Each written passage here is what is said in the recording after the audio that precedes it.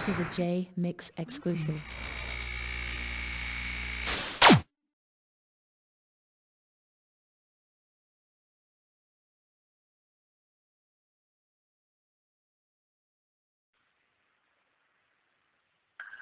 What inspired me, really, my family, y'all. My grandmother, she was the first jazz artist on Atlantic Records in 1951. She had a hit single, actually their first hit single, along with Ray Charles and my grandmother. Then my dad, he was a drummer as well, played on drums for Eugenia on Sony Records. And my mother, she was a singer as well, background singer. So it really came from my family, man. And outside of my family, you had groups like Earth, Wind and Fire, Cameo, you had a lot of the old school cats that I grew up on, listening to, kind of inspired me. But really the family, because, I was always around music, coming up as a kid. So that's why, it kind of all started from there. To be honest, probably like 4 or 5 years old, honestly, because I started out doing a lot of dancing. I was kind of shy, but I was doing a little dancing here and there for my grandmother and my mother when they had company over playing cards and gambling.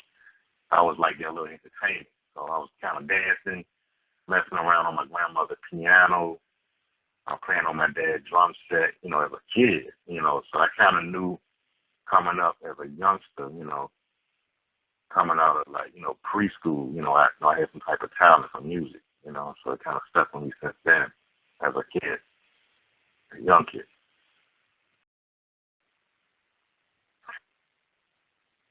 Yeah, it came about really starting out like I was DJing, coming up in middle school and high school. I was a high school DJ, so after the football games, I started DJing, and that kind of like transpired to me wanting to make beats. Sampling that just came out. Radio Shack released a Casio board that you can sample up to probably 3 seconds or 5 seconds. So I started messing around on the Casio. That was I'm talking about like 15 years old. So I just started developing my skills, doing beats. And then, the first big project was Tupac, when I hit my 20s, early 20s. So that's kind of how it all started, really from DJing, playing records, making people dance, messing around with break beats, picking up records, digging in the crate. And that kind of got my interest into producing music. I wanted to be a music producer. So it kind of started from the DJing process. So that helps a whole lot because, you learn how to mix and pick up records, find cue points, really tweak out your rhythm and coordination as far as drum programming. So that's where it all started in DJing at an early age.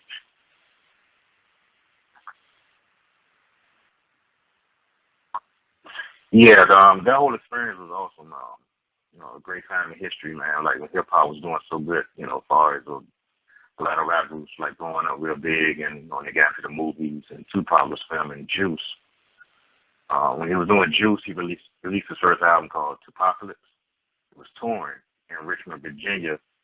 We had a show there in Richmond, and actually, me and my cousin, we was actually closing up a restaurant that my cousin owned, and we was closing up one night, and we look up the street, come out the window, and see a group of guys walking towards a restaurant. It was a bunch of like an entourage. It was Tupac entourage, but Tupac wasn't really that known yet. He was known but not known. So I noticed him from looking out the window. I'm like, hey, that's the guy from the movie Juice. That's Tupac. We'll call him 2pac then. Or Bishop. I was like, oh, is that Bishop? I said, oh, man, we got to open the doors. Tell him come on in and have a drink. So him and Thug Life came in, and this the early Tupac days. I'm talking about like one album, one movie, But, we knew that kid was at that time as a kid, but we knew Pop was going to blow up and be real big. He had that charisma. So we let him in the restaurant, had some drinks, cooked him some food, and we built our relationship from the restaurant. It was like everything happened in the restaurant, exchanging numbers. I was telling him, I'm a DJ, but I want to start producing.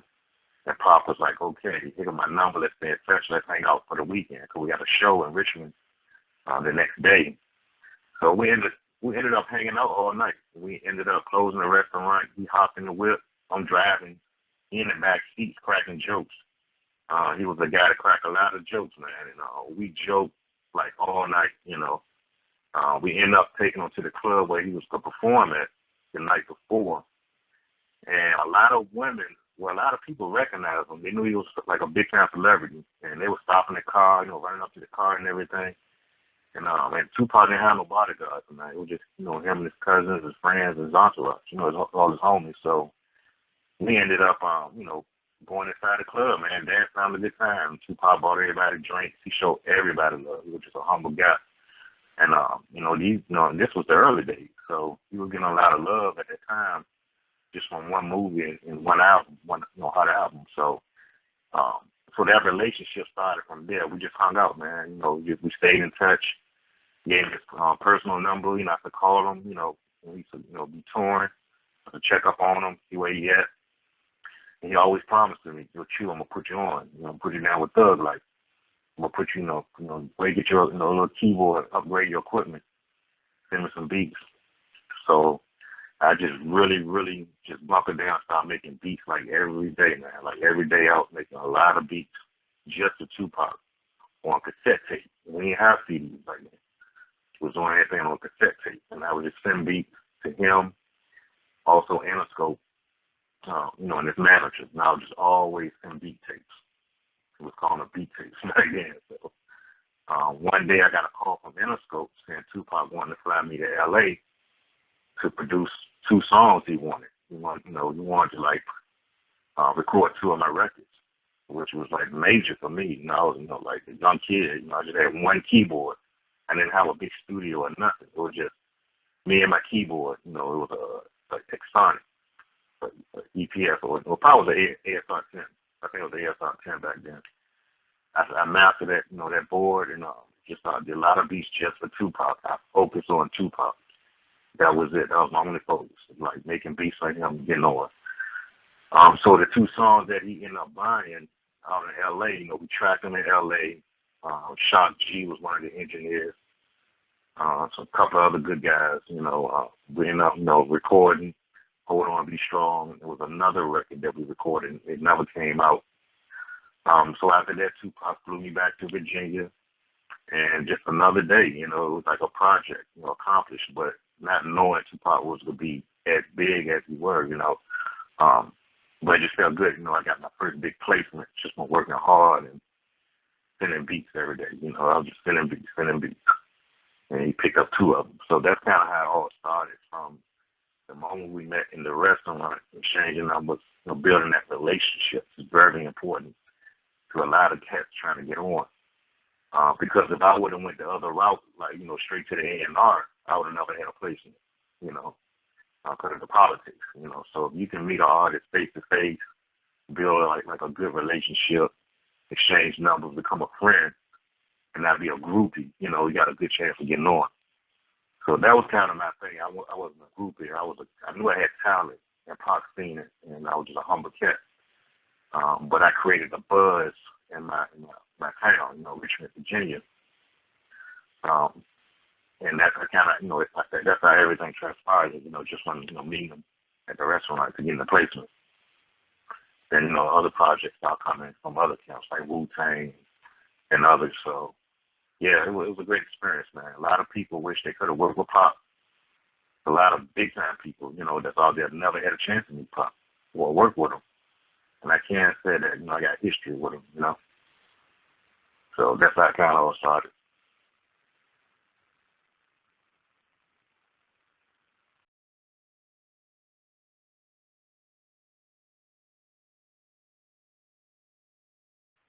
We actually didn't have a name for the other one.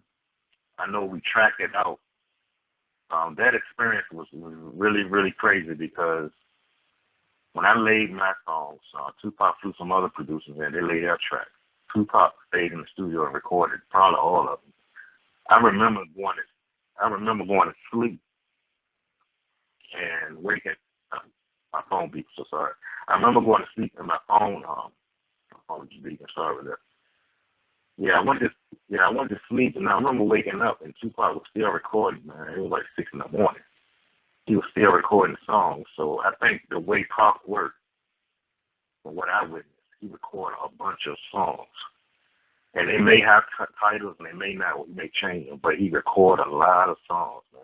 I never seen nobody work like Pac. Never. I never experienced an artist that can do a lot of songs like that and knock them out. You know, he was real gifted, you know. And he was like real determined, a hard worker, you know, to be the best. So we never really sat down and said, hey, Pac, we're going to call this song such and such, or this will be such and such, you know. He'll come up to me and say, hey, Choo, I got a song in the school when we do a radio song. I'm going to go ahead and get it to you. And we'll call it Hold On, Be Strong. That was the only one that we really named, that he named, that had the title, you know. But the second track, no, I have no idea, man. I wish, or I hope that one day he'll surface up, or I can hear it or remix it, or Interscope put it out. It's a good chance they probably will. He did a lot of songs. Just never know.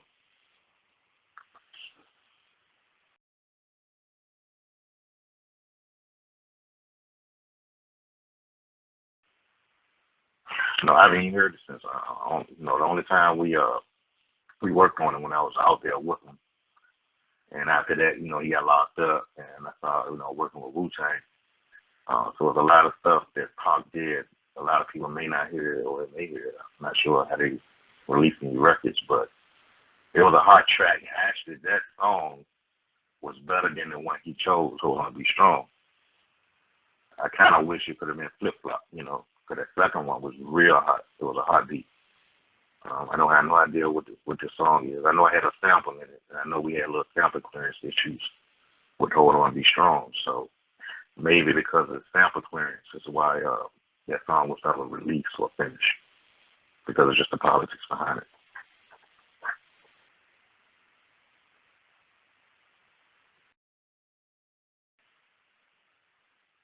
Oh yeah, definitely.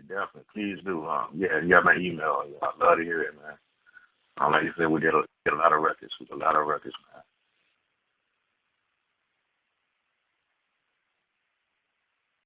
man. Yeah, that's a good question. Actually, I studied Tupac. Any artist that I do a track for, particularly, I study them. I listen to their records, see what type of flow they on, and basically go off that vibe. So with Pop, because it was my first placement, I wanted that project so bad, and I was young. It was a learning experience. I just focused in on Tupac. I listened to Tupac's album, of course, looked at the movie over and over, and everything else. God just blessed me with the talent just to do what I do. So it was definitely, it just wasn't a random track.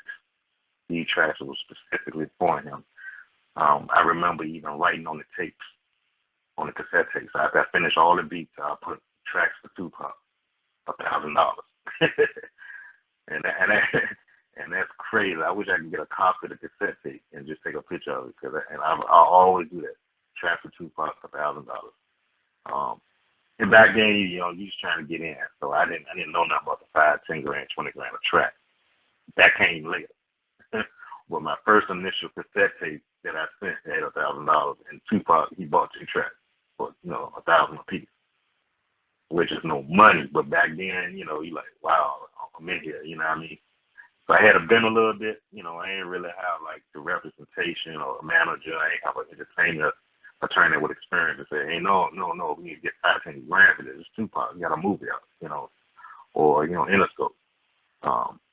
So I didn't have none of that knowledge and wisdom that I have now. But in saying all of that, when they released the record in 96, I did renegotiate my contract and got way more than I thought I'd ever get.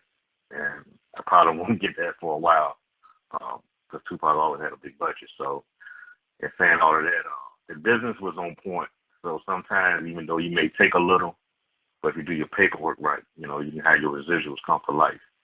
And that's my story across top. So I will always get residuals, even though I didn't have a hit single, but I'm a part of a project that sold millions of copies. And so, you know, but we can go deep into that, you know, a little later, another interview. But yeah, But yeah, that's kind of how it all started, man. Just really focusing in on Tupac at the time.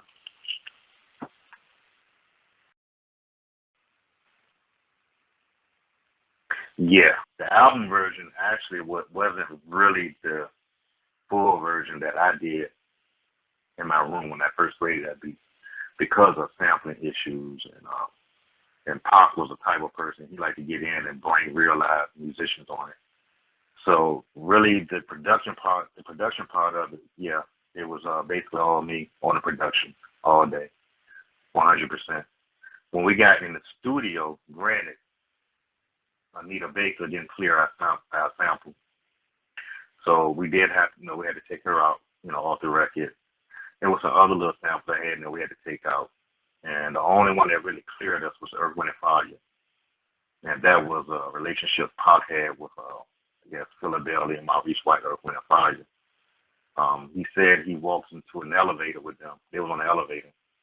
And he told Earth, Wind, and Fire, hey, I got here from Virginia. I'm about to fly in. And he got a piece of your song. You want to use it, on my track, on my record. And they told Pac in the elevator, yeah, let's do it. Send all the paperwork. It's cool. Let's go ahead and clear it. So Earth, Wind, and Fire on a personal relationship cleared that sample first, just by verbal. So the track wasn't really completed in the studio like how I really initially did it. I think the copy that you have is almost everything. And I think the Anita Baker's in there, but some other stuff that we had to take out as well. And we did, we used Stan, the guitar man, to play my bass line over.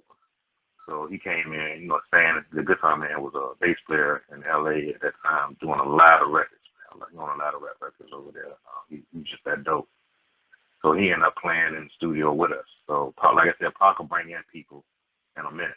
He'll bring violin if he has to, But, we knocked it out. It was like one of my first tracks at the beginning stage. I was just learning really how to work my keyboard sampler at the time, and everything else is history after that.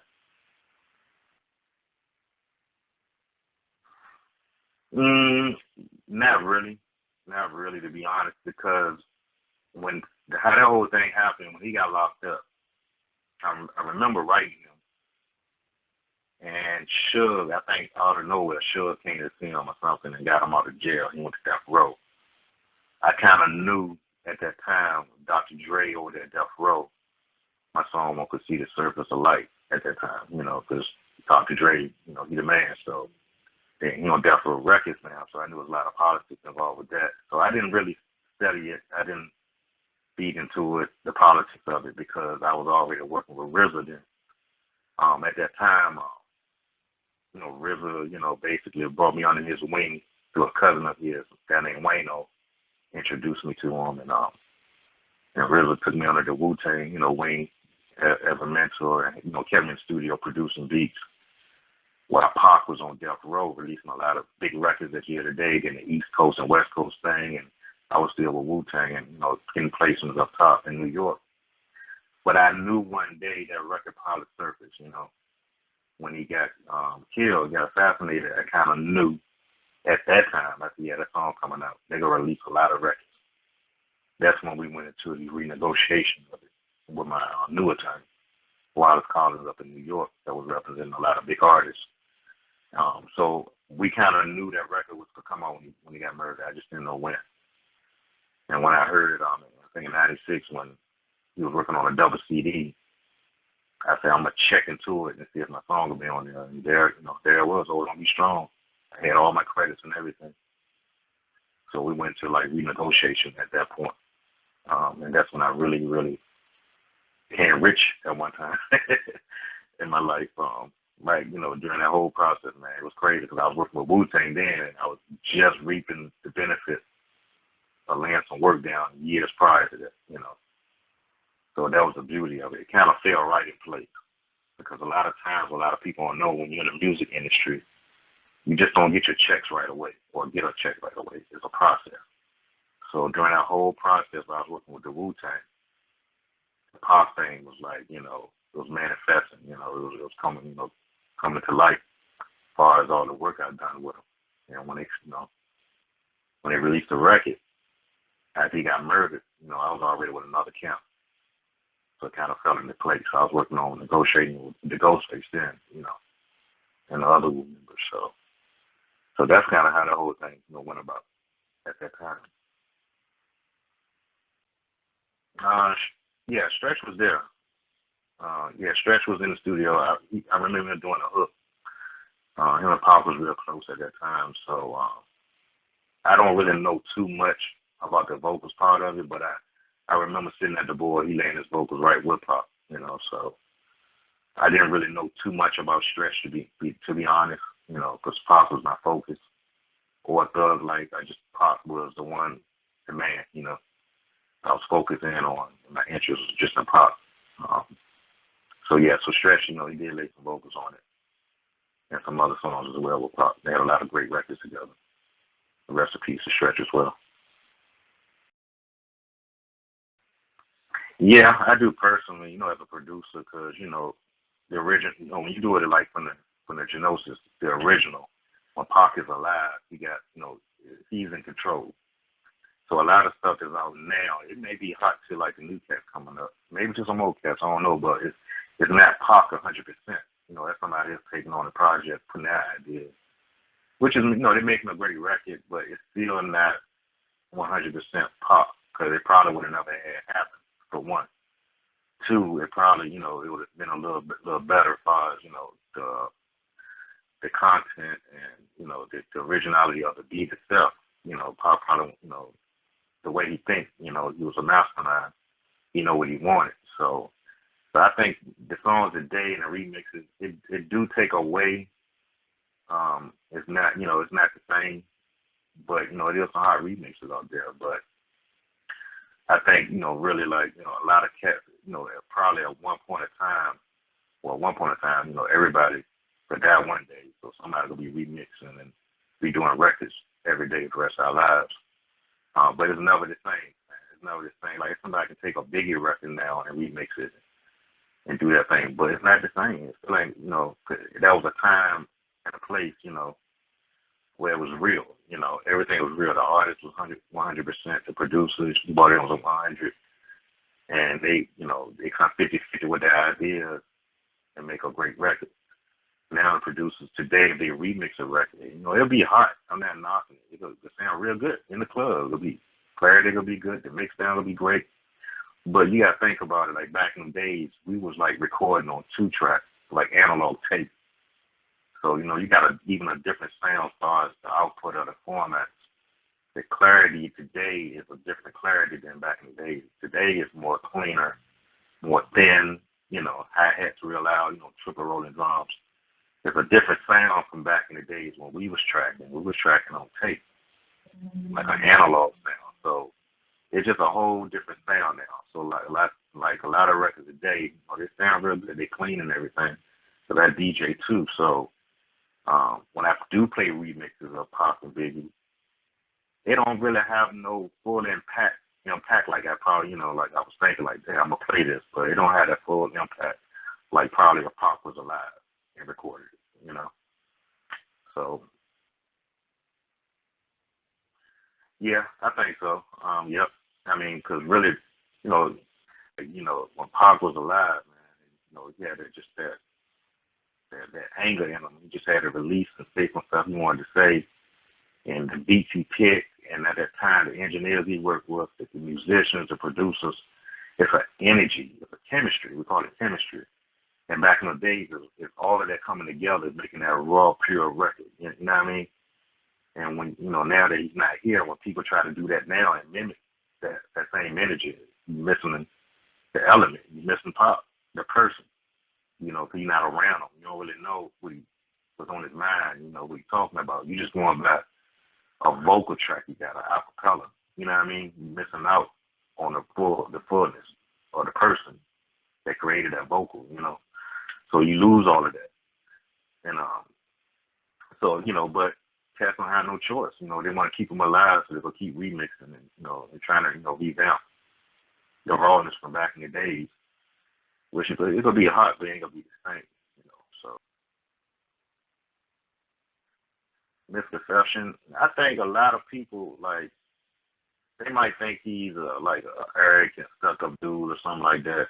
They don't really know him like I know him. On the flip side, he's a very humble, down to earth guy. Very outspoken though, but he's a good guy. You know, he take care of his people. He look out for people. You don't like to see nobody get treated wrong. If so, he will talk about it, and put you in your place. So, but as far as the negativity in the media portrayed him, like he raped the lady or whatever, that was false. Tupac, he don't have to rape nobody.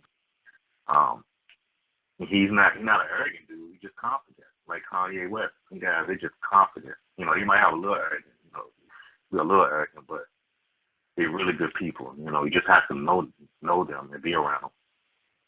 So a lot of times the media, they twist stuff and make these people seem so bad. Like they don't do nothing positive for the community or nothing. They just all about negativity. Um, so I seen a different side of them, so I don't really get caught up into the media stuff. They will twist it and make it seem like you're a bad person. I looked at interview of Dame Dash this morning on Facebook, and Dame Dash had to put him in that place. He's like, why y'all always reporting on negativity of a black man? Talk about like how many businesses I own, how many people I employed. Yeah, Jay-Z had a thing, but I'm still doing great things. Why y'all talking about my child support situation with my wife or girlfriend? They always looking for the negativity, but behind the scenes, these are good people. They're just like you and I. They're just like you and I. So the misconception is people think, these people are bad people, but they're not. They're good, humble people.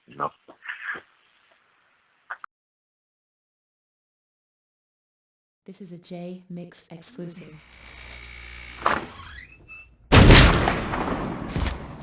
What up, shut up?